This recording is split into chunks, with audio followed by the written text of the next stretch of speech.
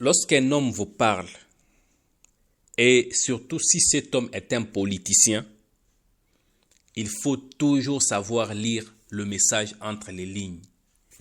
Parce que les politiciens ne parlent jamais en clair. Il vous dit une chose, mais il vous glisse un message entre les lignes de ce qu'il dit. Et ça a été exactement ce qui est arrivé avec le président rwandais Paul Kagame quand il était en train de parler devant son parti politique et ses ministres, le FPR. Et il a tout expliqué, il a tout parlé, il a tout avoué, tout en essayant d'être équilibré et d'essayer de donner confiance aux autres. Mais en réalité, c'est à lui qu'il voulait donner confiance. C'est à lui qu'il voulait donner un réconfort. Chaque fois quand le président Kagame pose une action ou veut à tout prix prendre quelque chose, il est confiant de lui. Il parle avec dédain. Il parle avec confiance et avec dénigration de l'autre. Mais ça n'a pas été le cas cette fois-ci. Cette fois-ci, il a voulu expliquer tout ce qu'il a fait durant ces 30 dernières années. Il a voulu expliquer pourquoi il prend des actions ou des décisions dont il prend souvent. Quel avait été l'objectif de son règne et où il en est aujourd'hui. Il a essayé de présenter son bilan en tant que président de la République du Rwanda. Le mandat qui lui a été donné par son parti politique, le FPR, même si on sait tous qu'il s'est donné lui-même ce mandat, personne ne lui a donné cela. Même si on sait de la manière dont il a pris le pouvoir.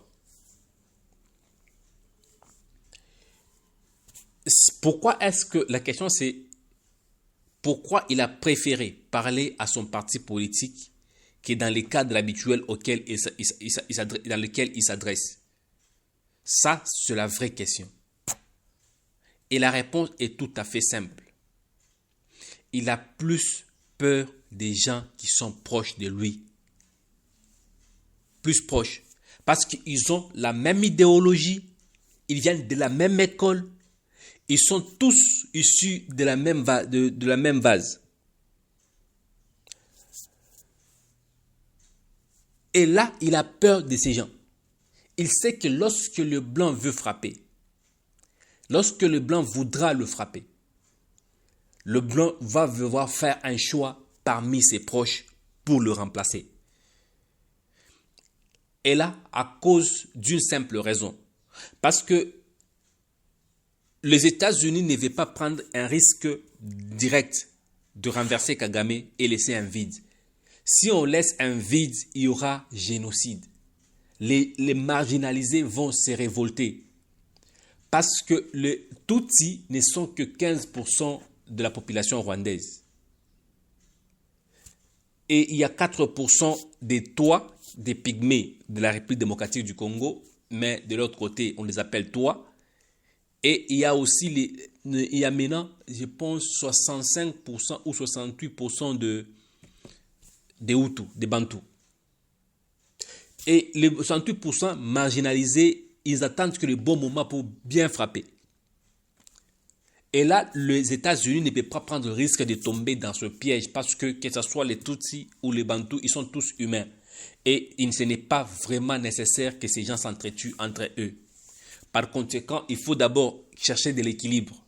Chercher de l'équilibre, ça veut dire remplacer Kagame. Il faudra chercher un autre d'abord Tutsi en premier pour le remplacer. Un Tutsi équilibré pour le remplacer et chercher de créer maintenant une cohésion nationale. C'est là où se trouve le problème. Les États-Unis ont l'intention de le mettre dehors, mais le bouter dehors dans ces conditions, c'est prendre le risque. Alors, il faudrait choisir quelqu'un dans son clan. Kagame l'ayant senti, l'ayant compris, il veut maintenant dévancer les choses ou soit gagner le temps. Il veut mettre les embûches et empêcher à ses proches de collaborer directement avec l'extérieur. Parce que les gens de l'extérieur ne prendront jamais le risque de parler au téléphone d'un sujet aussi important avec les proches de Kagame. Je vais vous donner une révélation. Vous savez que les opposants rwandais, dont la plupart étaient Hutus, ont été reçus à la Maison Blanche. Et parmi les choses qui ont dû discuter, ce sont les choses que je vous explique actuellement.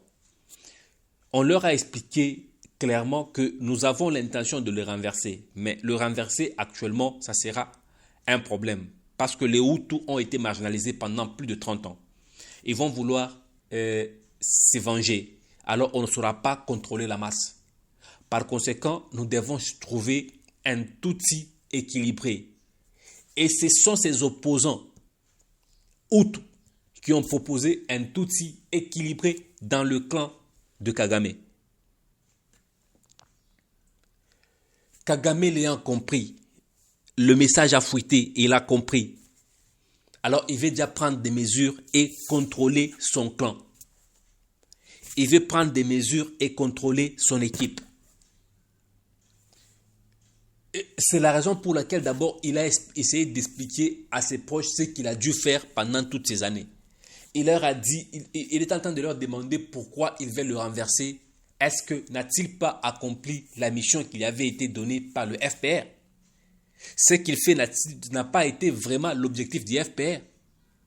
Est-ce qu'il est en dehors de l'objectif du FPR? C'est ce qu'il était en train exactement de dire, mais dans des mots tout autres.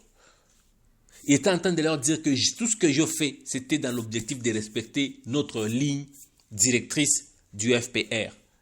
Je n'ai pas été en dehors de ça. J'ai respecté la ligne sanguinaire telle qu'elle a été tracée. Et au-delà de ça, il veut maintenant contrôler ces gens. Il ne sait pas exactement qui a déjà été choisi. Et il sait que lorsqu'on doit discuter avec cette personne au téléphone, il va intercepter la communication parce que c'est parmi les choses que Kagame a réussi à faire, c'est contrôler la communication nationale. Une chose que nous n'avons vraiment pas encore contrôlée jusqu'à aujourd'hui. Au Rwanda, tu ne peux pas passer une communication extérieure sans pour autant qu'on sache qui l'a fait. Impossible. Je vous dis impossible. Et ces gens le savent. Ils savent qu'ils sont contrôlés dans leur communication. C'est pour cela. Ils sont en train de faire le maximum pour que... il est en train de faire le maximum pour arriver à contrôler et pour arriver à empêcher tous ses proches de quitter le Rwanda et aller négocier à l'extérieur. Alors, pour arriver à le faire, dont la plupart de ses proches occupent déjà les postes ministériels ou les fonctions publiques officielles. Pour arriver à contrôler ces gens, qu'est-ce qu'il fait? Il empêche à ces gens de voyager, de quitter le Rwanda sans son aval en amont. Et là, ça lui permettra de savoir, l'objectif pour lui c'est quoi? C'est connaître ou de savoir qui exactement est en connivence dont les États-Unis veulent choisir pour le remplacer. L'objectif, c'est de voir qui. Parce qu'il ne sait pas qui. Il sait que quelqu'un est déjà choisi dans son clan.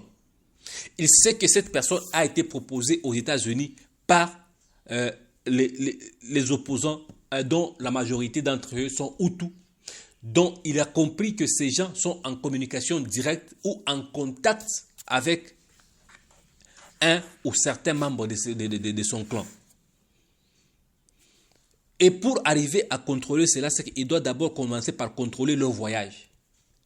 Quand quelqu'un quitte, il doit savoir où il va et pourquoi il y va. Si cette personne change de destination ou là où il va et qu'un officiel américain ou un officiel américain prend la même destination, Kagame comprendra directement de la personne à qui il a affaire. Il comprend directement qui a été choisi pour le remplacer. Il n'est pas stupide, Paul Kagame. Il essaie d'abord quand même de tenir fort. Et les gens se demandent pourquoi est-ce que Kagame, malgré les menaces des États-Unis, des sanctions et autres, il tient mordicus à rester en République démocratique du Congo. La chose est tout à fait simple. Kagame a tout ce qu'il a des relations avec l'Europe, par exemple. Son armée est choisie parmi les gendarmes d'Afrique. Et il contribue avec en troupes aux Nations Unies. C'est tout simplement parce qu'il est parrainé par les puissances européennes. Et les puissances européennes, qu'est-ce qu'ils gagnent? Ils gagnent des matières premières à moins cher en République démocratique du Congo. Et le Rwanda gagne quoi? Le Rwanda gagne cet argent qu'il donne en contrepartie du service qu'il offre par rapport à ses troupes. Si jamais il retire ses troupes de la RDC, c'est que les contributions qu'on donnait pour la formation de ses forces armées, la contribution de ses troupes vont être retirées par ses parents. Et si c'est retiré par ses parents, c'est qu'il va perdre. Il perd la RDC. Il perd les minéraux critiques de la RDC. Il n'a plus de minéraux. Il perd ses parrains parce que ses parrains n'auront aucun intérêt à travailler avec lui. C'est qu'il n'a pas de dons qui viennent de l'Europe. Qu'est-ce qu'il aura à faire? Il n'aura pas d'autre choix que de rentrer au Moyen-Âge. Vraiment à la richesse exacte du Rwanda. La chasse, la cueillette et l'élevage. La chasse, oui, mais on chasse quoi? On élimine la chasse. La cueillette, oui, on va cueillir quoi? On élimine la cueillette. Donc, on va rester avec l'élevage des bovins. L'élevage des bovins, oui, mais on n'a pas assez d'espace pour élever les bovins au Rwanda. D'où l'économie rwandaise va s'écrouler comme pas possible. Parce qu'on sait tous que le Qatar fait le tout pour que le Rwanda et la RDC récupèrent leurs relations. C'est à cause de ces business. Parce que Qatar Airways faisait entrer beaucoup d'argent au Qatar. Rwanda Air, qui est une filiale de Qatar Airways, bien sûr, c'est pourquoi c'est en train de vouloir dire de Qatar Airways, c'est le Rwanda Air, qui faisait entrer beaucoup d'argent au Qatar. Aujourd'hui, ce rendement n'est plus le même parce que l'espace aérien congolais n'est plus accessible. Alors, le Qatar est en train de vouloir récupérer les gains perdus. C'est pourquoi le Qatar tient à ce que la relation entre la RDC et le Rwanda soit rétablie. Que les relations commerciales soient rétablies. Ce n'est pas parce qu'il aime le Rwanda, non. C'est parce qu'il est en train de vouloir récupérer les gains perdus de son pays. C'est ça la vérité. Et là, le Qatar aussi se retrouve devant un problème. Les États-Unis ne veulent pas de Paul Kagame. Le Qatar, lui, il a investi à travers Paul Kagame. Ce qui veut dire qu'ils tiennent sur Paul Kagame pour leurs investissements. Les États-Unis, eux, ils ne veulent plus de Paul Kagame, mais ils ont une relation particulière avec le Qatar. Là, l'équation est tout à fait complexe et compliquée. Et le Qatar négocie avec les États-Unis pour que le remplacement de Paul Kagame ne soit pas brutal, mais qu'ils essayent, eux, de faire comprendre à Paul Kagame que la situation est déjà complexe. Ce que tu dois faire, c'est accepter la proposition des États-Unis de travailler en relation avec le Congo. Travailler en relation avec le Congo, ça veut dire quoi? Paul Kagame, tu gagnes légalement ce qu'un pays doit gagner. La RDC peut consentir à ne pas mettre une filiale, par exemple, de raffinerie d'or. Et la RDC peut accepter de commencer à produire de l'or brut et le raffiner chez toi. En contrepartie, tu gagnes le droit de douane et aussi certaines taxes sur le raffinage de l'or, du coltan et autres. Tu gagnes légalement. Mais lorsque Paul Kagame regarde ça, il voit que c'est trop peu. Mais en réalité, c'est beaucoup et ça pourra faire vivre toute une nation. Il est habitué à gagner des milliards. Mais gagner des millions pour lui, c'est devenu un problème. Ce n'est plus acceptable. Les millions pour lui, ce n'est plus acceptable parce qu'il est habitué à gagner des milliards. Et s'il regarde ce qu'il gagne actuellement et ce qu'on lui propose de gagner, il voit une très large différence. Pour lui, c'est une perte. Ce n'est plus acceptable. Ce n'est pas acceptable. Malgré la pression, ce n'est pas acceptable.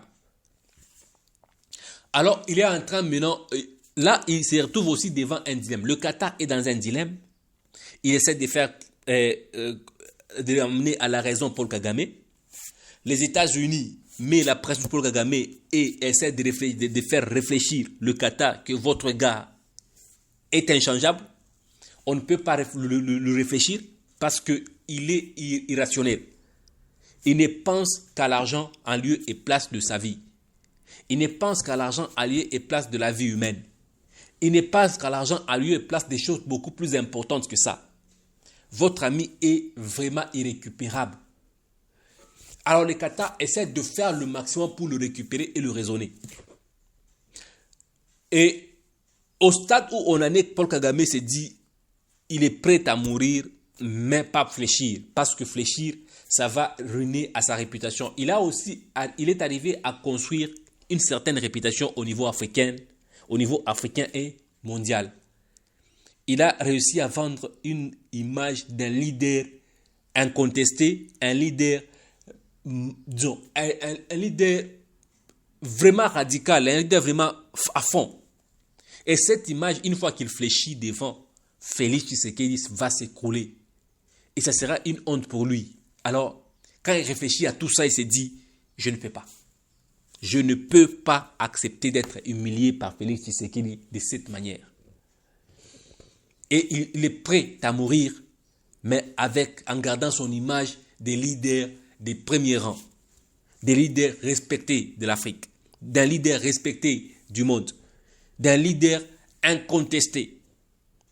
Alors, il a fait un discours devant son parti qui a montré deux choses. Un, il arrive à tenter s'il peut contrôler ces gens et arriver à contourner ou à contenir les États-Unis jusqu'à l'avènement d'un démocrate au pouvoir. Ou si ça ne tient pas, il leur a dit un adieu. Il leur a dit, si ce que je suis en train de vouloir faire ne tient pas, j'aurais quand même essayé de faire mieux et de rendre le Rwanda accessible, compréhensible et audible au niveau international. Je suis arrivé à faire du Rwanda une grande puissance au niveau africain, selon lui, une grande puissance. Mais je suis en train de vous dire, j'aurais quand même fait le meilleur de moi. Il a passé un discours d'adieu sans le dire. Il leur a dit, si jamais rien ne marche, si jamais j'arrive à contrôler les choses, si jamais les choses m'échappent, j'aurais quand même eu à essayer quelque chose dans ma vie. J'ai quand même eu à faire respecter la ligne tracée par le parti. Ça a été un honneur de travailler avec chacun d'entre vous et de respecter la ligne que nous avons pu tracer depuis la rébellion jusqu'à ce qu'on ait au pouvoir. Il a passé un message clair et un message d'adieu. Et je vous dis très clairement que le président Kagame est déjà vers la fin de son règne. Tout ce qui se passe actuellement, c'est le suffoquement d'un animal déjà abattu. Il se bat, il pense qu'il peut survivre. Mais la vérité, c'est qu'il est en train d'aller vers la fin. La vérité, c'est que ce n'est même pas sa fin. Il pouvait rester président, mais un président équilibré. La chose que lui ne veut pas. Il ne veut pas rester un président normal, naturel, équilibré. Il veut être président respecté par d'autres présidents. Il veut être un président extraordinaire, exceptionnel, plus président que les autres présidents au niveau africain. Il veut être le président des présidents africains. C'est ça son problème. Être un président normal, gagner la vie normalement, faire vivre sa nation normalement avec une économie normale. Les assets, les entrées, les sorties contrôlées, c'est ce que lui ne veut pas. Avec ça ne marche pas avec Paul Kagame. Mais la vérité, c'est qu'il ne voudra pas faire ça. Et c'est ce qui va même le pousser vers sa fin. Tous ceux qui croient que Paul Kagame est encore efficace, ils refusent juste de voir la vérité. Mais lorsqu'ils sont devant leur miroir eux-mêmes, et lorsqu'ils se mettent à réfléchir par eux-mêmes, ils se rendent quand même compte que non, disons-nous la vérité, ce monsieur est vers sa fin. Mais on est déjà mouillé. Qu'est-ce qu'on fait? On continue à les soutenir. Là, je parle quand même les Nanga, les Kabila, les autres, tout ça, tous ces gens-là réunis. Et la personne qui a fait encore une bêtise, c'est Daniel Saf. Oh, cher Daniel, cher Daniel. Comment tu pouvais prendre une décision aussi irrationnelle comme cela? Irréfléchie. Comment tu pouvais prendre une décision aussi irréfléchie de cette façon? Franchement. On sait tous que financièrement, tu es touché. Financièrement, tu n'as plus de moyens. Tu n'as plus le moyen de vivre le standard que tu t'es donné quand tu étais député national. On sait tous. Mais ce n'est qu'une période. Quand tu es opposant, ta vie bouge. Tu n'as pas la même vie que quand tu es au pouvoir. Certainement, mais c'est là où maintenant on voit même les grands leaders. Il faut savoir résister. Il faut savoir se battre. Résister jusqu'à ce que tu entres au pouvoir. Et tu peux te faire maintenant, tu peux récupérer les périodes bouffées par la souterraine. Mais si tu n'arrives pas à résister, n'infise que... D'ailleurs, c'est moins de 5 ans que tu n'es pas député. Tu as été député de 2018 à 2023. C'est seulement 2023-2025 que tu n'es plus député national. Tu ne peux pas vraiment, dans 2 ans, bouffer toutes tes économies et rester crise. Quand tu es politique et que tu es au pouvoir, il faut savoir qu'il y aura la période des vaches maigres. Il faut savoir la préparer. Et Daniel, tu n'as pas pu préparer cela. Et voici les conséquences. Tu es obligé d'aller entrer dans un trou qui s'enfonce davantage. Les gens sont mouillés. Tout le monde sait que ces gens sont mouillés. Tout simplement parce qu'il y a eu une période d'éclair. Tu as pensé qu'ils vont prendre le Katanga et tu es parti juste après que tu aies annoncé ton arrivée à Goma. Et la situation a été retournée en désavantage de ces gens d'une manière que je sais que tu te tiens la tête, tu te grattes la tête, tu te dis waouh, dans quoi je me suis mêlé. Mais c'est déjà trop tard, cher ami. C'est trop tard, cher frère. Tu n'as qu'à payer de tes erreurs. Et franchement, quand tu regardes tous ces gens qui travaillent avec Daniel Saf comme étant journaliste d'investigation, tu te rends directement compte que lui, il n'avait pas la même idée que tous. Lui, c'était la recherche d'argent qui le faisait parler, qui le faisait insulter. Il insultait beaucoup. Il est différent de tous ceux qui étaient en train de faire la chose là. Baïk Moukébaï. Complètement différent de Moukébaï. Moukébaï, c'est Moukébaï comme on le connaît, mais Moukébaï ne peut pas faire la rébellion. Différent d'Eliezer Tambou. Différent de Kressel Vwanga. Différent de Peter Tiani. Tous ces gens qui étaient en train de faire ces trucs-là des journalistes engagés d'investigation. Safou nous a vraiment déçus. A déçu toute la population. Je suis sûr que même ces gens, ses amis, n'arrivent pas à y croire. Et aujourd'hui, vous voyez ce qui va arriver. Ce qui va arriver, c'est que le jour où... Parce que quand il est là, il ne sait même pas comment quitter Goma pour venir à Kinshasa. Parce que pour quitter Goma, venir à Kinshasa, il faut aller à Kigali. Comment tu quittes Goma pour aller à Kigali sans annoncer à ces gens-là? Parce qu'ils savent que Safou n'est pas sérieux en venant là-bas. Il était venu parce qu'il savait qu'on allait prendre le Katanga. Et vu qu'on n'a pas pris le Katanga, c'est qu'il n'est plus avec nous. Ces gens le savent. Et ils ne voudront jamais te laisser sortir là-bas avec tout ce que tu sais comme réalité. Tout ce que tu as vu comme réalité là-bas. Ils ne te laisseront jamais quitter en vie là-bas. Ce qu'ils ont fait ma gloire Palouk, ils le feront avec Daniel Saf. Et ça a été ma façon de voir les choses. Et je le partage. J'ai pitié pour Saf. Mais au prochain numéro.